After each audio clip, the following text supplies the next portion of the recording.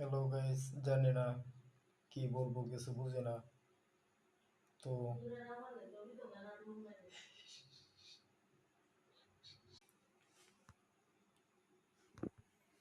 আসসালামু আলাইকুম। আপনারা সকলেই ভালো আছেন, কিন্তু আমি তেমন কিছু কথা বলতে পারি না, যার কারণে আমি আপনাদের সাথে শেয়ার করতে চাচ্ছি, মানে বলতে চাইতাছি। যদি কোনো ভুলভাল কিছু করে থাকি বা ছেড়ে থাকি, এজন্য আমাকে সবাই বা সকলেই ক্ষমার দৃষ্টিতে দেখবেন।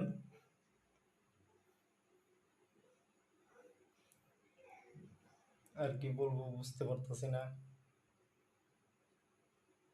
তো আমার জন্য সকলেই দোয়া করবেন।